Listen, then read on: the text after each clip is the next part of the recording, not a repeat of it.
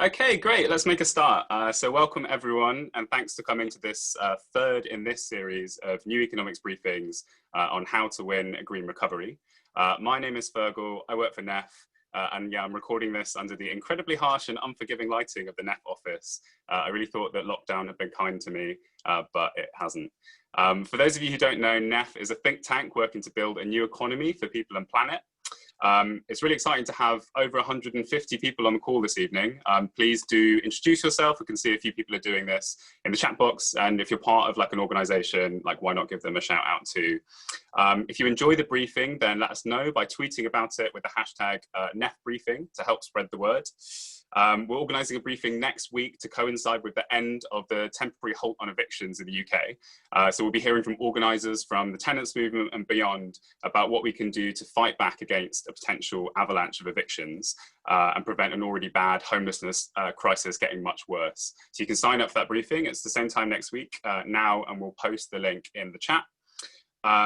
Okay, so throughout the course of the coronavirus pandemic, we've seen climate change drift from the front pages. Despite massive government intervention to protect us from a public health crisis, investment of a similar scale required to prevent climate catastrophe just doesn't seem forthcoming. Or does it? A few months ago, the government announced a New Deal package, including a green jobs programme centred around retrofitting houses. In a few months' time, a budget will be announced, which will outline plans for the recovery phase of the pandemic. Meanwhile, as furlough unwinds this month, struggles to protect workers from an unemployment crisis are raging. We've never needed to decarbonise the economy more urgently, and we've never needed good green jobs more. As campaigners for a green recovery, we find ourselves at a crucial time. What events will define the battle for a green recovery over the next 6 months? How do we deal with a government that wholly adopts the green rhetoric and some aspects of green policy, but also leaves substantial gaps? And what are the key demands we should be organising around, and how do we win them? To discuss this and more this evening, I'm joined by 4 genuinely fantastic guests. First, we will hear from NEF's new Head of Environment and Green Transition, Chaitanya Kumar. Chaitanya will provide some context as to where we're at with the green recovery and give some thoughts as to what might happen next. Then we'll hear from Senior Research Fellow at Commonwealth think tank, Adrienne. Adrienne will talk about some of the key obstacles and goals from a policy perspective and how all of this might be responsive to campaigning. Then we'll hear from Gareth Lewis, Policy and Campaigns Officer at TUC, Yorkshire and Humber. Gareth will talk us through some of the tensions and opportunities of campaigning for a green transition during an unemployment crisis. And finally, we'll hear from Danny Paffard, Head of Organising at Green New Deal UK. And Danny will talk about what an organising strategy for the next few months might look like, what demands we could all be making, and what we can do to win them. As ever, we want to hear from you during the conversation, so please post any comments or questions for the speakers as they're talking in the chat box. We've got 4 speakers this evening. We're hoping to wrap up around 8 p.m, so apologies in advance if we don't get to your question, but we will do our best. Cool. Without further ado, let's hear from our first speaker, Chaitanya Kumar from NEF. Hi, Chaitanya. Thanks so much for joining us. Could you give us a bit of a picture as to where campaigners for a green recovery find themselves and what some priorities might be for the next few months? Sure. Fergal, thank you so much for having me. I'm, as Fergal mentioned, the new Head of Environment and Green Transition at NEF. It's been 3 months, 3 months working from my living room, and it's been weird, but there is also a sense of optimism and cautious optimism, I should say, about what the future might hold. And it depends on a lot of people on this call and several 100,000 others out there to make that happen, to hold our leaders to account and usher us into something that's much better than what we've had so far. So first thing to say sort of straight off the bat is to sort of see the recovery in a more holistic way and not silo it into green recovery and other forms of recovery.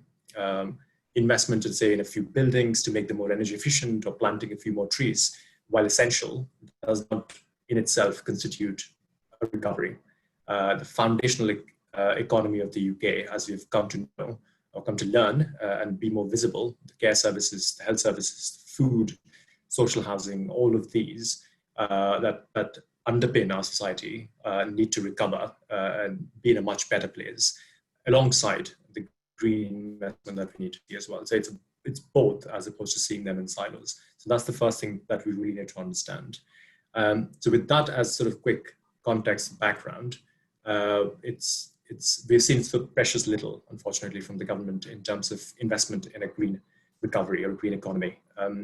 At the end of June this year, the Prime Minister announced £5 billion worth of capital investment projects and called it the New Deal, invoking Teddy Roosevelt from the US. But just to sort of give you a sense of, in terms of comparison, what Roosevelt did back in the late 1920s in the US, which the Prime Minister invoked, and what was announced late June is quite stark. We're talking about 0.1 to 0.2% of UK's GDP that was announced in terms of investment, but what back then in the US was announced was about 40% of the US national income. So quite a stark contrast. So invoking Roosevelt was largely rhetoric, and that gives you an indication of where the government seems to be operating in. There's a lot of rhetoric around green economy, low carbon, net zero. These have become buzzwords, which for someone who's been in the environment sector for the last years is a welcome prospect, welcome news, but it needs to be backed with policy, which is not really. That speech was followed by the Chancellor's speech in July with a commitment to spend up to £30 billion. That included now the popular Eat Out to Help Out scheme as well. More of the specific green aspects that we heard in the Chancellor's speech had £3 billion allocated for home and public building energy efficiency. It is welcome, but it's still only a third of the government's own manifesto commitment from late last year. So we're still seeing investment commitments being made that have already been committed to in the past and are repackaging what we've heard, and generally not seeing new money yet, at least in the green aspects of the economy.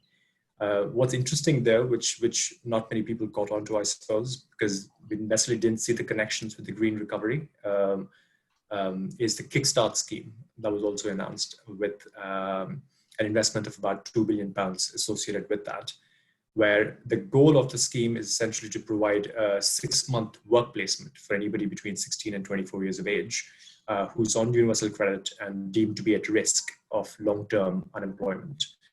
And the program covers 25 hours of employment at the national living wage in the relevant region for that particular worker. So good program, but it's again, how do we tie that with the demand for green jobs that we're also seeing in the country? We've done some analysis, lots of others have done some analysis to show how the investment that we can make as part of a green recovery can create hundreds of thousands of jobs across the economy. National Grid, for example, put out a report saying we need at least 120,000 jobs. That's a conservative estimate, at least 120,000 additional green jobs to get us on track to net zero. But that's by 2050. But if you're looking at something much faster, and that's what we need to see, much faster route to net zero, then the need for jobs will certainly enhance. Besides that, I think what we also need to focus on is how COVID should also make us seriously reconsider some of the choices that we went in with prior to COVID-19. A couple of examples that come to mind are the £27 billion investment in roads, both repair and new roads.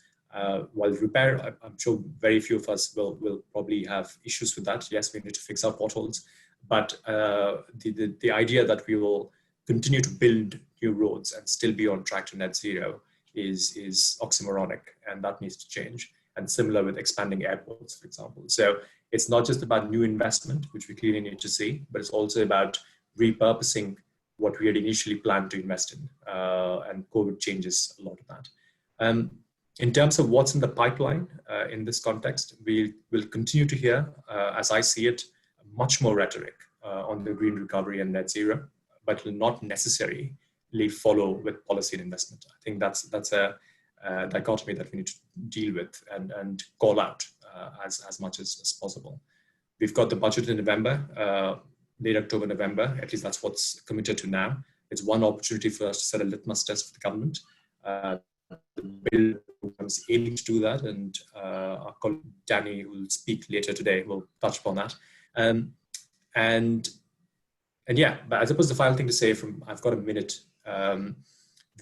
We clearly need to think long term. We've got the budget at our sites, we've got the comprehensive spending review on our sites, but we need to clearly think beyond that, because we're not going to just the transition out of COVID or post-COVID scenario needs to embed a lot more deep changes that we need to see in our economy, and that will take time. I personally often oscillate between a feeling of like everything is possible and to nothing is possible. If you read the news, suddenly it feels like nothing is possible. But if you sort of also speak to others and think of examples from around the world, then you suddenly have a sense of optimism settle in as well. So I'd like to focus on what's possible while being also open to threats of those who want to take us back to the status quo, which we clearly don't want. So that sort of sense of realism and optimism is what I'm sort of trying to work with NEF. At the end of this webinar, I'll speak for a couple of minutes on the projects that NEF is doing with that sense of optimism, a sense of how do we redefine a lot of things that we've come to accept but needs to change and disrupted post-COVID. Back to you, Fergal. Thanks so much, Chaitanya. That was incredibly prompt. All the lights have started going off in the office. I've suddenly been subsumed in darkness, but I think it's okay. We'll just carry on. So thanks so much, Chaitanya. It was a really great overview. And yeah, just to say, you can listen to a podcast that we recorded with Chaitanya and Green New Deal UK's Fatima Zahra Ibrahim, which explores some of the things that Chaitanya's just talked about in a little bit more depth. We're going to post a link for that in the chat now. So yeah, Chaitanya, you talked a little bit about some of the kind of like policy opportunities and tensions from like national government. We had a few questions sent in specifically about local government actually via email. So Kim Fellows had a question about what are the top 3 actions councils can take forward when budgets are stretched and economy/jobs as well as statutory services take priority. And don't be distracted if I'm sort of waving around trying to get the motion sensor on the light going. I'm also very enthusiastic about your answers, which is also why I'm waving. It is a tricky question. I mean, we've had this problem over the last decade, and it hasn't really changed. I.e., local authorities facing a fiscal crunch that makes it quite challenging to invest in the low carbon projects or programs that we want to see. A lot of them, in fact, the majority of the local authorities, obviously, as many of us know, have passed climate emergency and ecological emergency declarations across the country. They're keen on working with their citizens, working with businesses, working with a whole host of stakeholders within their local area, and in putting together plans that will sort of back up their emergency declarations. Some have, and some are in the process of doing that.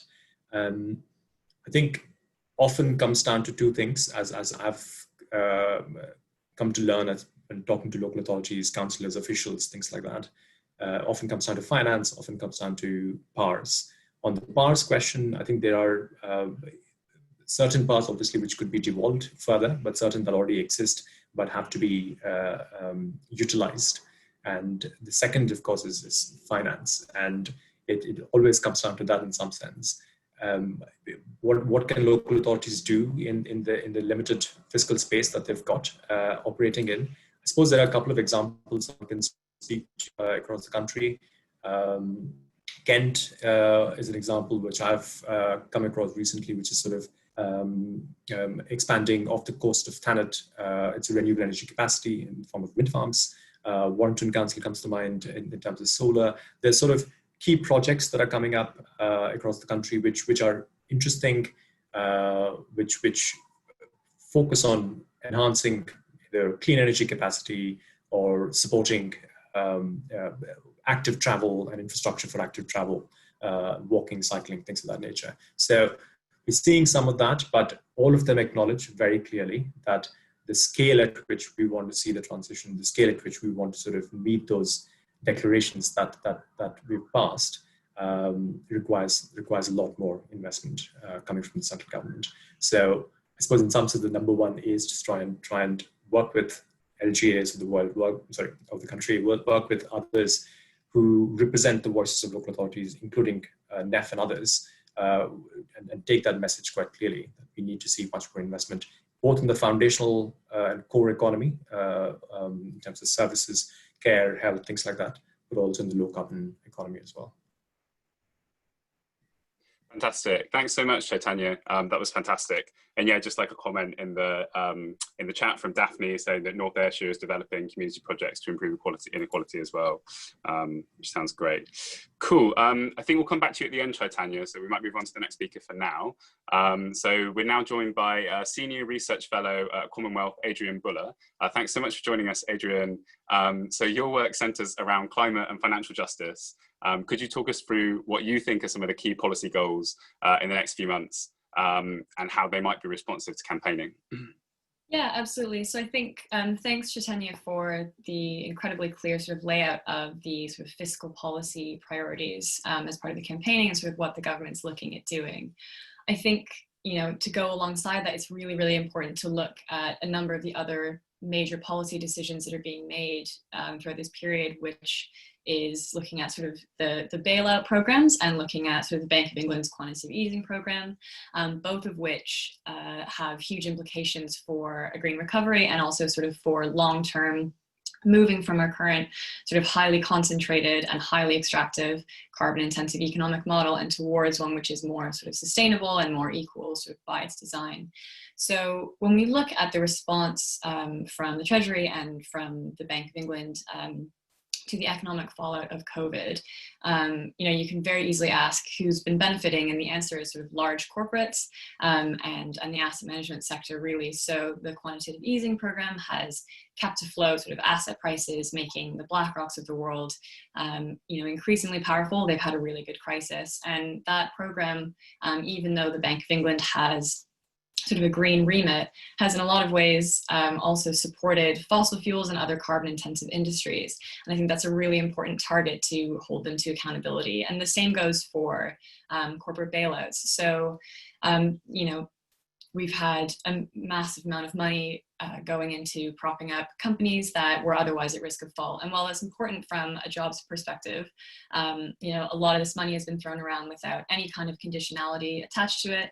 And a lot of it is going again to carbon intensive industries and keeping sort of old dying industries afloat without even requiring them to, in the case of airlines, for example, hold on to employees. So, you know, roughly 20% of the COVID corporate financing facility has gone to things like airlines, oil and gas, and the automotive industry without any conditions attached. So we're still seeing job losses in the thousands, and we're not utilizing the opportunity to, for example, take a public stake, to demand decarbonization, or to attach stringent decarbonization and job retention commitments as part of that. And so I think, you know, while the investing in sort of home insulation and in greening the energy system side of things is really important, we can't just be sort of greening systems we have in place now. It's equally important to pay attention to sort of using this moment of intense uncertainty to say goodbye to the economic sort of consensus we had before, which was inherently destructive, driven by the imperatives of finance and large corporates, and which is currently being sort of kept afloat and kept alive in this sort of zombie-esque form by these huge decisions. So there are a lot of groups that are already kind of working in this space, Positive Money, People and Planet. A lot of groups are looking at, you know, making demands regarding bailouts. Build Back Better is doing the same. And I think really, really pulling that together as not its own kind of niche issue, but a core part of what a green recovery means should be a really important target going forward. Because, you know, much like in the original Green New Deal, a big part of that program was the fiscal stimulus we talked about, and that was, you know, vast in quantity. But another big part of it was much more fundamental changes to the operating logic of the US economy. So hugely reining in Wall Street and finance and sort of changing economic motives and incentives and redistributing not just wealth in society, but also economic power and stake, and sort of breaking up huge monopolies and ensuring that there's sort of more democratic voice in the economy. And I think that's another huge opportunity here, is we need to be paying really close attention to the fact that a number of large corporates and a number of increasingly huge sort of asset management firms and banks are actually doing quite well out of this crisis and out of the government's response to them. And when it comes to, you know, post-COVID, looking at driving decarbonization, particularly in a way that is just and equitable, you know, the immense power and economic say that they've acquired and concentrated over this period will be a huge obstacle. So in any way that we can, we need to be demanding that the sort of government bailouts and any, you know, Bank of England interventions aren't propping up those companies and enabling them to concentrate even further power than they already have. I think that's my time. That's fantastic. Again, really prompt. Thanks so much. And yeah, just to say, you can find out more about Commonwealth's work by checking out their Green New Deal project stream. And we'll post a link for that in the chat now. Yeah, I'm just noticing a lot of comments in the chat about the sort of language of recovery and building back better. And we're definitely going to come back to that sort of like later in the call. But for now, I want to ask a question that was sent into us via email from Kev Alsop. And Kev asks, how do you embed collective bargaining, community democracy, and ownership in the green recovery, securing a program that meets the needs of environmental, not the interests of big companies? You kind of spoke a little bit about that, but maybe like, I don't know. Yeah, I can give it a bit more color, I guess. It's hard to fit everything into 5 minutes. Yeah, I think so. Something that Commonwealth has advocated, and there's a few sort of suggestions about this on our website, is using bailouts to basically use, rather than just giving no strings attached cheap loans to companies, using that to maybe do sort of a debt for equity swap, so that you end up with a public stake in the companies that you're bailing out. And what you can do is leverage that stake as if you were an asset manager, but instead in the public interest, so that you can mandate that bailed out companies improve collective bargaining at work, perhaps give worker shares as part of that process, implement decarbonization targets, don't fire thousands of their staff members, as we've seen the airlines do, regardless of receiving public funds, and all sorts of measures like that. And long term, what you can do is sort of distribute that not just in individual companies, but sort of more broadly around the economy, so that when it comes to who has a stake in how decarbonization happens and in the direction setting of the economy, there's a public voice there always, and there's a degree of accountability. And so Project Birch actually will be a really, really interesting instantiation of that. And that is an individual kind of bailout scheme that's separate to the ones we've already seen.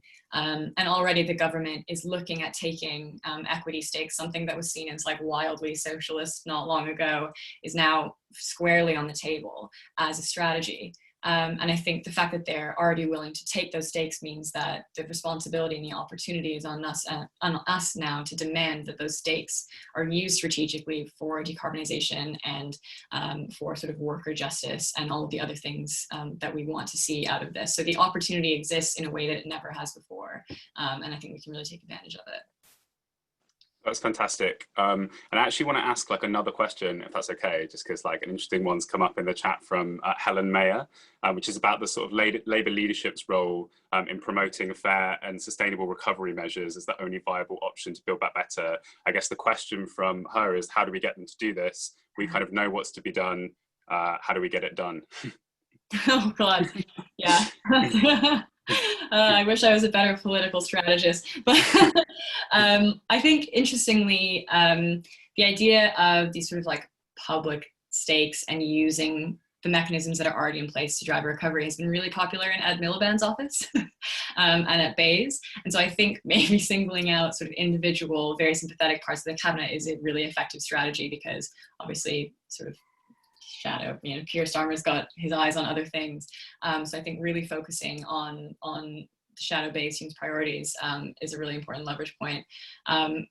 Ultimately, they're going to listen to things that are specific to their brief, and I think Ed has shown strong sympathies towards this. So it could be like targeted towards that office in particular. But as I said, I'm a terrible political strategist, more of a policy nerd.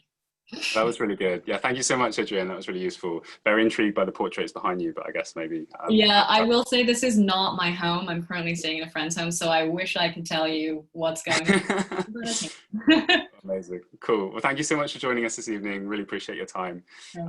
So before I move on to our third speaker, I do want to give a quick shout out to all the NEF supporters on the call, which is what we always do. So your generosity is helping fund all of our sort of responses to the crisis so far, including supporting us to run briefings like this. So thank you very much. If you're not a NEF supporter and you'd like to become one, then please check out the NEF supporters page on our website. We'll post a link in the chat now. Cool. So let's move on to our third speaker, who's Gareth Lewis, Policy and Campaigns Officer at TUC, Yorkshire and Humber. Thanks so much for joining us, Gareth. Could you give us a bit of a picture as to what's happening in Yorkshire and Humber, and maybe talk us through some of the tensions and opportunities of campaigning for a worker-led green transition during a potential unemployment crisis? Thanks, Fergal. Yes, I will. And I'd like to show off my fantastic artwork as well, as you can see right here in the tiny office room that I'm in. Great to see everyone this evening. I'm from, like I said, from TUC Yorkshire and the Humber. The TUC is the National Centre for the Trade Union Movement for the UK.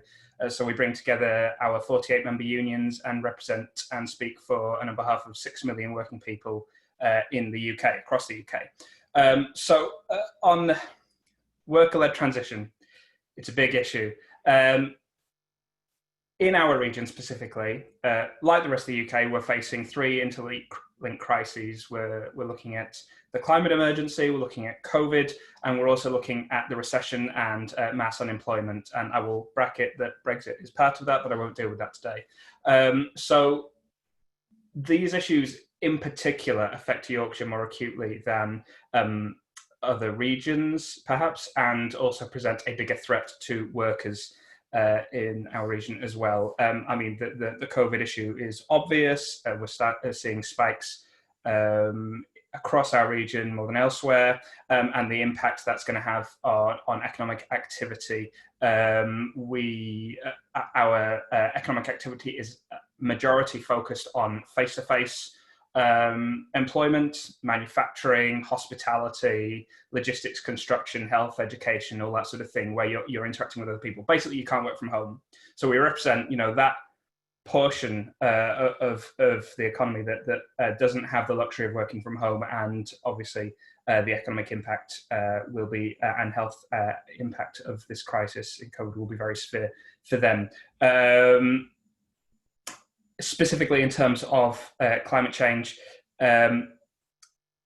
Yorkshire houses the highest concentration of the UK's foundational industries, coal, gas power, glass, chemicals, all that sort of thing. And it means that basically we are the most highly exposed to the Paris climate change targets in terms of meeting them. We've got 28,000 people working in these major employers in the region, and 3 or 4 times that in the supply chains supporting them. So we are really dangerously exposed to climate change and to the need to meet these climate change targets. And that is obviously a huge threat to employment in our region. And this is a story that we have seen before, and this is where I'll talk about the tensions. The trade union movement is obviously mistrustful when we are talking about the need to transition industries. The classic example is the coal mining industry.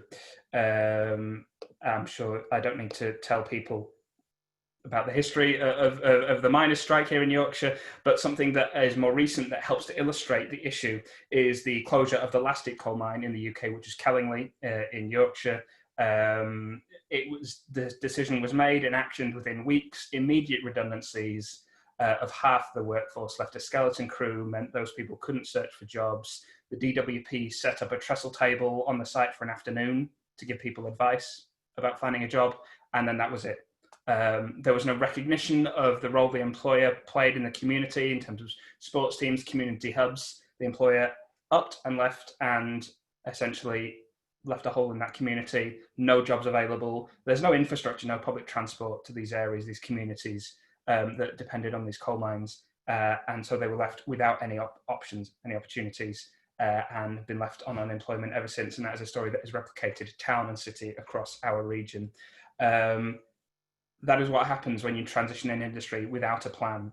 And so understandably, trade union members across our region are very mistrustful when we talk about needing to transition industries. However, trade unions are also at the forefront of campaigning for a Green New Deal. We know that we have not caused a climate emergency, but we understand that capitalism will basically eat itself before it tries to fix this challenge. So we are prepared to fix the problem that's caused by the richest in our society, because as the saying goes, we know there's no jobs on a dead planet. So we've got to make our own plan because the government clearly is not going to save us. And we don't have time to waste begging them to do it. So what are we doing in this region? We're looking at policy. I won't really go into that in much detail, but we are working with devolved authorities, mayors, local authorities to pull together a just transition task force, which will be specifically focused on providing expertise to employers and to unions to help transition companies pivot business models towards more green-friendly business models and green-friendly employment within the context of wider green recovery objectives that these combined authorities and mayors have. So we're leveraging devolution where we can, and the funding that comes with devolution. Industrial leverage is one of the most important things in terms of trade unions and what we're doing on climate change. We're training a new generation of trade union reps in how to put just transition on the bargaining table. Some of our unions leading the way on this, like the Bakers Union, and I see the new General Secretary is on the call. Hi, Sarah. They're really leading the way in food processing industries, which is really carbon intensive, with their Green Shoots training. The UCU, University College Union, have got a comprehensive Green New Deal action plan, and we are providing also a two-day course that we've run for our unions at major work sites that we're planning.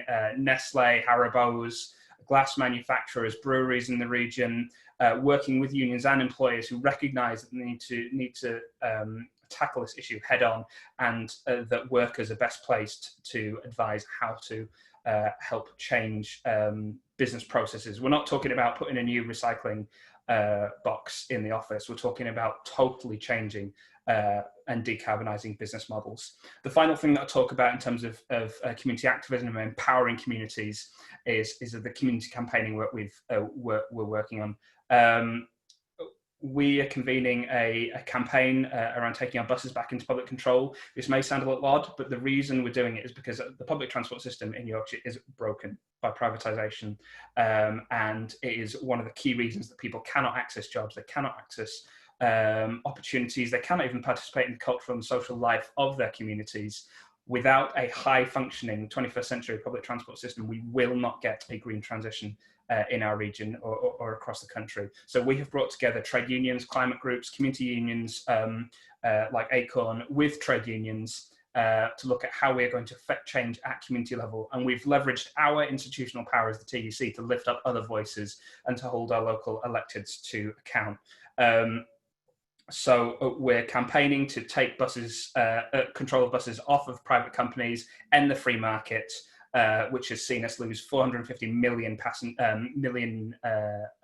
miles of bus route across our region since privatisation, and to put it back into public control, serving local communities, serving passengers and planet, not profit, and enabling people to access all of these incredible high-tech, green, well-unionised jobs that we all talk about in these policy seminars. We need people to actually get to those jobs if they're going to be available and successful. And we're working with our partners to roll that out across the country, not just in our region. So where does this leave us? I realise I'm going over time here, so I'll sum up now. Where does this leave us? National action is obviously vital, but when we say don't leave communities behind, that means in the decision-making process too. So we've got to empower communities to lead and to make decisions that work for them. But the same has got to be true for workers. If we do not give a vision and give agency to workers for what a green future looks like, then our efforts will fail. But it is possible. I'm not going to end on a bad note, and it has got to be possible because we don't have another moment like this to act. The climate strikes that have been going on over the past couple of years have shown that unions and union members will act together with other campaigners for the future of our planet. And finally, I think the activism that has been shown by the climate strikes and the work that's going on across the movement shows that we cannot rely on this government to act. They're captives of capitalism and they will not give up any of their power willingly. So workers, unions, communities, campaigners, we have all got to act together to rescue our planet from the 1%. And I think that is all I want to say. Thanks for listening to my whistle-stop tour on that. Thank you so much, Gareth. And yeah, like loads of comments in the chat, and also loads of really positive comments about you personally. So Gareth, thank you so much. Inspiring stuff from Anna. Gareth is doing fantastic work in Yorkshire and Humber region for Sarah Woolley. So it looks like you've really inspired a bunch of people, which is great. You kind of like alluded to this a little bit, but there's a question in the chat from Mark Button about how those of us from outside of trade unions can support the excellent work that you set out. I guess kind of like part of that as well is like, how can the environmental movement work to sort of build trust with workers?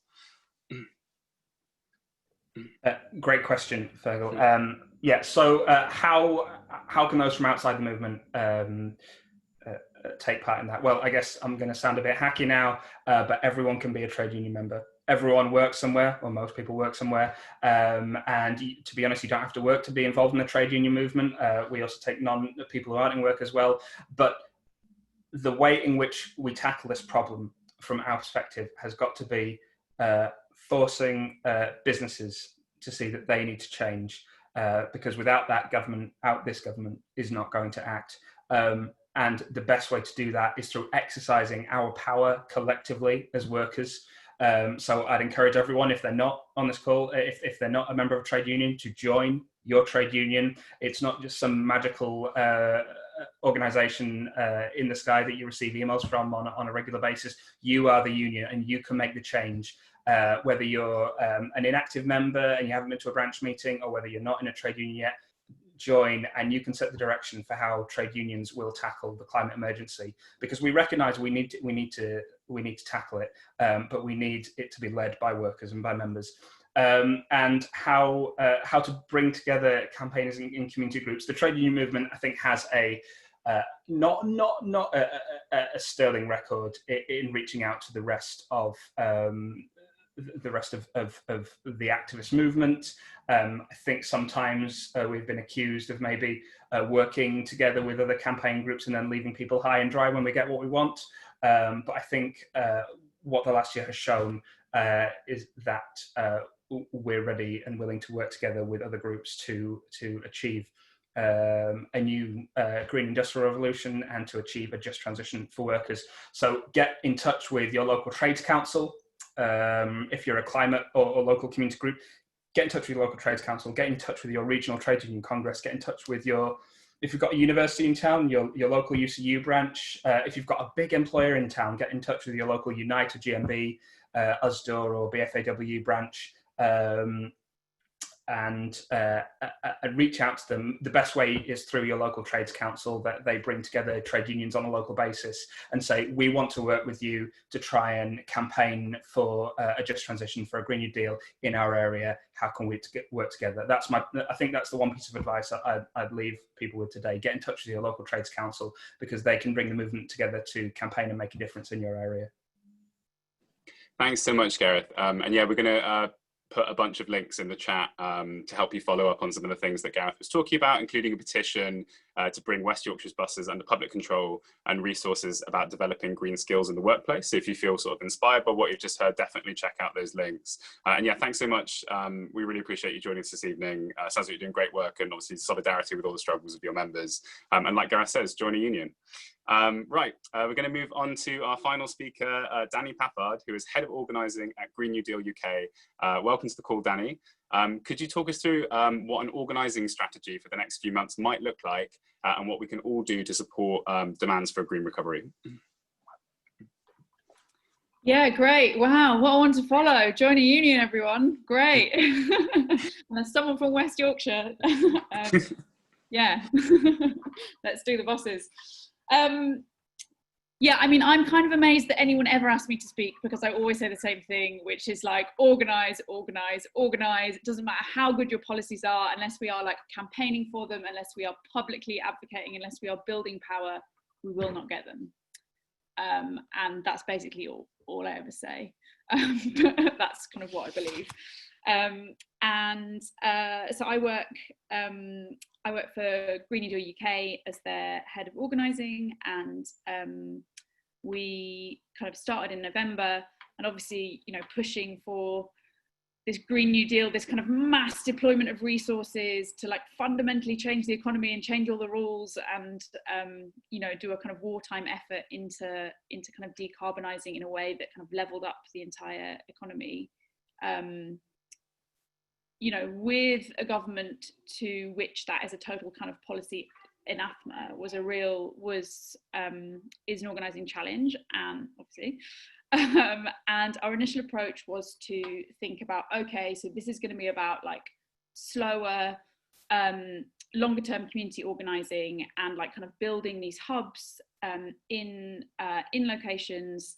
And I think really, like, speaking to Gareth's point, we were like, organise youth, organise workers, organise communities. It's that kind of golden kind of trio that I think we can build power locally to push this agenda. Then COVID happens, everything goes up in the air, the entire kind of lived reality, like who's important, key workers, how much money has the government got to spend, as much as it takes at the moment to sort out key issues, and kind of fundamentally reorientated like what was possible. And so at that moment, that's when we, Green New Deal UK, kind of worked with a load of other organisations to pull together the Build Back Better campaign, and looking at the recovery plan and how could we like push for a recovery plan that kind of was green, was fair, and kind of laid the foundations for some of the bigger transitions, both kind of narratively and politically, that we need to kind of win these big transitions. So to win this, you know, to build back better, to get a recovery plan that wins, we needed to kind of publicly socialise this idea and kind of build power locally. And some of the first things that we did were kind of work with the Nurses United and kind of publicise the like visions of some of these kind of charismatic frontline workers that people were listening to about what they wanted for building back better, and kind of wove that into a broader narrative that sat kind of environmental and economic recovery in the same space. We did polling that suggested only 6% of people want it to go back to how it was before, and got 350 working with NEF civil society organisations to sign up in supporting that agenda. What has been one thing that we focused on is like looking at local organising and how to how to kind of push this agenda locally, and launched a local organising guide around kind of building awareness and socialising this idea in a local area, building political power, and kind of being ready to mobilise. Although in these weird times, that's even more of a difficult question. And I think we've been, obviously in terms of like campaigning and organising, we're in a really interesting space in that kind of what's perceived possible has like massively shifted, but we have a government that doesn't listen to NGOs and campaigners, but that is very prepared to move into our frames very quickly. So the government is very quickly talking about building back better, and it's like, you're not building back better, you're rubbish. But they'll very quickly move into their frames. They are very savvy campaigners.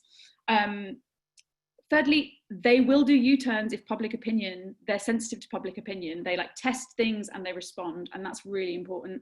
And there are a few key constituencies that we know they're particularly sensitive to at the moment, and I'm talking the kind of the red wall seats, the like slim majorities, and their new MPs, and actually they're everyone's a bit confused, and those are really important places to be campaigning. So the question was about organising for the next 3 months, and I guess I feel ultimately organising is a longer term project that we need to be putting more resources back into, because so many of our local communities have been totally gutted by austerity, and I think we're seeing that now. Well, we've seen it all along, but yeah, I think that is a particular challenge for like local organising now, and kind of building those roots. And so what we see as the kind of organising priorities for the coming 3 months, I guess responding to the fact that the government like moved in on the Build Back Better frame, like realising that even though we've got this like really broad plethora of asks, making them more spiky and pointy, and being like, this is what building back better means, like not your version of it, this version. And some of the things we'll be working on is, working with NEF on like the budget and like defining like what our budget looks like, what is a vision for a, the budget that we want for Building Back Better. And the second element of that is really focusing on green jobs.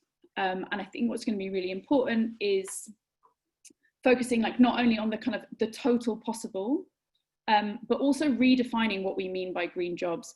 Care work is green jobs. Education is a green job. It's not kind of chaps in hard hats putting up solar panels. It's kind of restoring nature. It's, it's really broad, and we need to kind of broaden that out and also look at kind of the locally specific, like relevance of those sectors. And so the specific things that that we will be doing. So one thing that's already been happening is we launched a kind of community sign-on letter, which is kind of like an open letter to an MP from a community, and people have been working in their communities to get other community organisations to sign up to the letter. And the idea, it's a really basic tactic, it's not kind of particularly inspiring, but the premise was to get local organisations talking to each other about kind of building back better in their community as a base for kind of longer kind of ongoing organising. So in my community in Calderdale, we went to the Trades Council, we've got the Fire Brigades Union, and signing up along the kind of chief executive of the local welding company, alongside the kind of transition townie kind of food groups, all kind of signing up to Build Back Better. And I think that as a tool has been really useful, and we will continue to do. And lots of groups are handing in their first one on the 27th of August. And I think then we'll be moving into more of a like visioning space, and like working with communities to determine what their vision for Building Back Better is. So I'll be working in Ashfield with local campaigners there to build a vision for green jobs in their area. Red Wall seat just fallen, pushing that agenda, and kind of inspiring people with that vision for a kind of Ashfield-Mansfield transition. There's also working with the Climate Coalition. It's going to be doing green jobs panels, pushing MPs on their like green job commitments, and Friends of the Earth is looking at a kind of national week of action around some of that visioning piece for what Building Back Better and a just green recovery looks like in early October. I've got no idea how much time that's taken, so it's probably longer than 5 minutes. So I'm going to end it there with, like there will be continued organising and mobilising, particularly around the budget as it comes, and particularly around green jobs over the next 3 months, because I think that's where the sweet spot is, and how we can mobilise communities. Thanks, Danny. That was perfectly on time. So like, so I have like, there's a couple of questions. The first one was like a really short one, which is just like, if people have been really inspired by what you've said, just what they can do to get involved in Build Back Better. And you mentioned something that's happening on the 27th. Maybe you could just sort of like mention that again and plug it. And then secondly, a question that was sent in by Margot from London. That was just, you kind of referenced this a bit already, but I guess like the kind of challenges and opportunities of when the government is using this language of sort of like Green New Deal and Build Back Better, but not the substance. Like how can we sort of like what problems does that create, and how can we sort of like capitalize on it, I guess? Oh, yes. So the first question was how to get involved on the 22nd, and the second question was about like slippery governments and what to do. So getting involved, so